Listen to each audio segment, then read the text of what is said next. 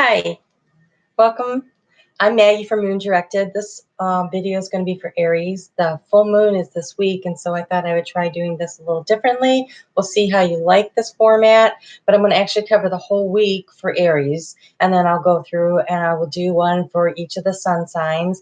So this video will be for your sun, definitely for your moon, and possibly for your rising. So if you don't feel like you're really resonating with what is in this message for you, I highly recommend you go and check out the video that associates with your moon, your sun, and your rising. Check out all three and to kind of see what makes sense to you. Okay. So just before we get started, I kind of want to go through what's happening celestially. There's a big word. Came out of nowhere. So Mars went into retrograde. On the 16th, which was just a couple days ago. And so what does Mars retrograde even mean? It means that the planet appears to be backing up in the sky. It's not actually, but it appears that way. And so this is a really good time for us to kind of review the things that we've done over the last few months, the things we've tried to start, the programs we've been trying to get going. You know, exes come back. You need to pay more attention to detail, but it's a really good time to drill down and review and then integrate the lessons that you've been learning during this time. So that's what happens when Mars goes into retrograde. And right now, some people say it can affect travel, communication, because Mercury, did I say Mars? Mercury is in retrograde. It can affect travel and communications because those are the areas of life that the planet influences in our world and our planet Earth. So if you are a fire sign, because it's in Sagittarius, you might feel the effects a little bit more of the feeling like I just can't get moving, right? That really slow, nothing's happening. So in particular, because of it being in Sagittarius, I think that Aries is going to maybe perhaps have the brunt of it. And I'm really sorry. I have a lot of Aries friends. And I've been apologizing all week to them. Like I have anything to do with where the planets are, right? Okay, so the sun is moving into Scorpio on Thursday. It's in Scorpio. It's moving into Sagittarius on Thursday. Jupiter is in Sagittarius. It just got there on the 9th and will be there for the next 13 months. And Jupiter is really great because it expands, right? Which, because it's in Sagittarius and likes it in Sagittarius, its home planet and its home sign is in Sagittarius. The problem is you need to worry about your expanding waistlines over the next 13 months. So I have in my business, I work with people on a variety of things. And so we started a walking program because we're going to battle this bulge because, you know, Jupiter just likes to expand things and it likes good food, good drinks, and it's the holiday season, right? So I suggest that if you haven't already considered a pre-holiday workout plan, then this might be a good time to take that on. Mercury and retrograde cover that. Saturn and Pluto are still in Capricorn. The way they go through there, though, Pluto goes first, and then Saturn follows. And Pluto is about destruction and breaking things apart and breaking it down and rebirth. And then along comes Saturn, which is all about order and boundaries and creating order out of chaos. So that's a really nice energy because Capricorn is Saturn's happy in actually in Aquarius, but also in Capricorn. And so for the next couple of years, we've got this going on. We're going to see things kind of, this is very global, where things will kind of come apart and then slowly order will be restored. It's sort of like taking 2 steps forward, 1 step back, and having to regroup and do it again. So that's still going on. And Venus is now happy in Libra, but she's moving direct and pretty soon she'll be back in Scorpio. She doesn't particularly like being in Scorpio. So Venus is how we emote. It's our feminine energy. It's nurturing. So this will be a really good week while she's still in Libra. But over the course of the holiday season, she will have moved into Scorpio.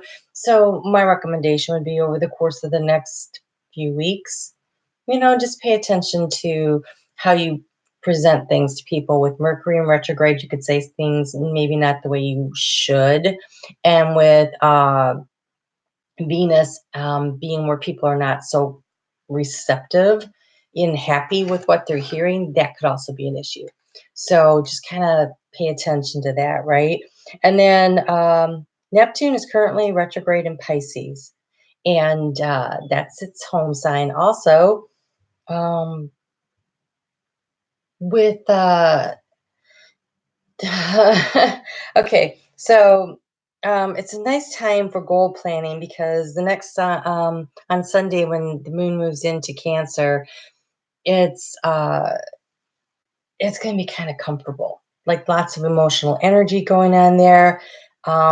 With Neptune in Pisces, it's going to be a very good time to like pull in those goals that you may have been, because it's in retrograde, right? So it's about reviewing, going back over things. So any goals that you've let set on the side that are emotional to you, it's a good time to kind of take another look at them.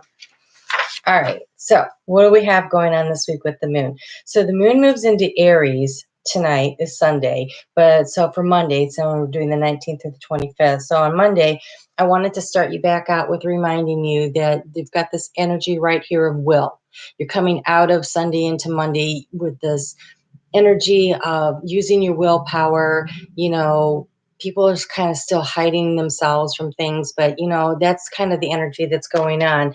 And then you're going to need to focus. Okay, you're going to want to try to really laser in. You've got the willpower going on. You're going to want to focus in on what's really, really important to you. When we get to Wednesday, the moon moves into Taurus. And so Tuesday and Wednesday is a good time to start taking action. Taurus is very grounding and very, let's get in there and get it done. They're kind of bullheaded about things, but it's a good bullheaded usually. If you ever tangle with them and you don't agree with them, you're not probably going to win. But they're like, okay, I see the goal. I'm going to head toward it. They're going to take that kind of action. So it's kind of, even though you're Aries and you get fired up and you want to just move through things and you want to do things really quickly, this is like a time where you're like, okay, maybe I needed to plot my steps a little, take the time to do that. And then by the time we get to Friday at 7 o'clock in the morning, Eastern Standard Time, the moon becomes full in Gemini. And Gemini is the home for Mercury. So communications and there's like going to be there's power in your words. And with Aries, you have that fiery energy, so be careful. I'm going to really caution you to be careful, even though this is a very comfortable energy for you. With so many other things going on and stressors, and everybody's about shopping, and there's going to be some. Just be careful. Watch your words. Watch your words. And then by the time we work through Saturday, it's self-reflection. And the moon's in Gemini, and look, looks like twins, right? It's perfect for you. So anyways, you have this self-reflection going on. It's a good time to kind of just settle in and say, okay, so the moon is full.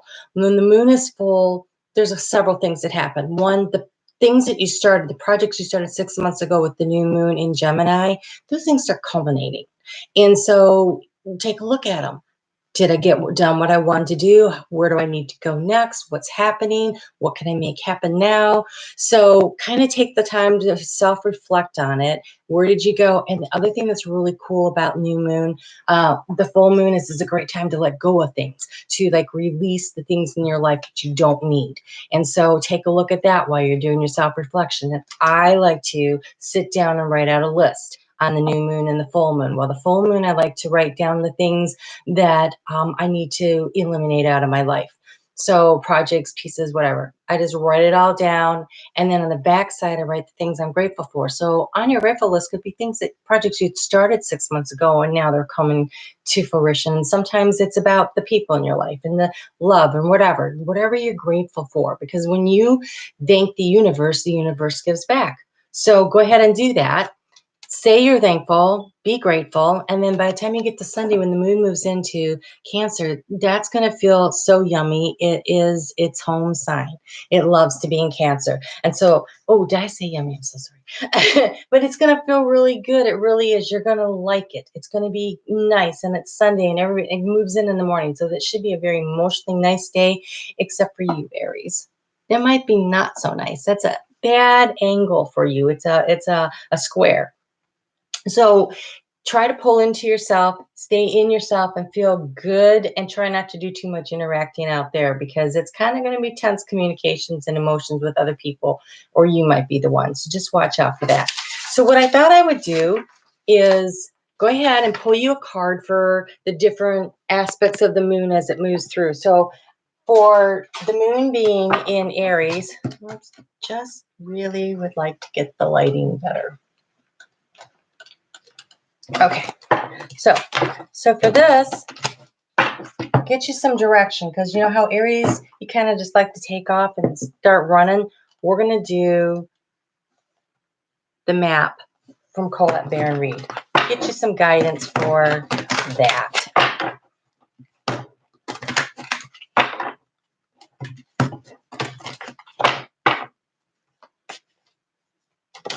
Ooh, wide open. That's so great.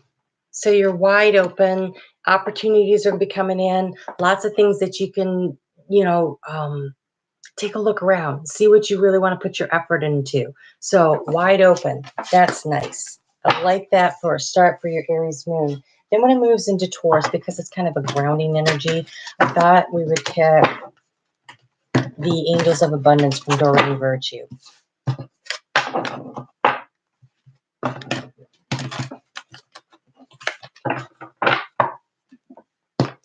That was fast. Practical advice. Okay, so you have the abundance mindset. The abundance mindset. So take a look at your life and remember to be grateful for the things that you have. So gratitude, and it is safe for you to receive. So when you are grateful for the things that you have, that's how you get the universe to give you more things. You say thank you. When you're a parent and you're raising your children, and you teach them to say thank you, right? And then that way, when you give them something and they say thank you back right away, you're like, oh, hey, I want to give you some more of that. It makes you feel good, makes the universe feel good. It opens the door. They're like, hey, they recognize that we're doing stuff. So for the full moon's going to be in Gemini, which is an air sign, and I decided to go with the unicorns because they fly through the air. And I like these cards so much. So let's see what you have. Oh, beautiful. Growth.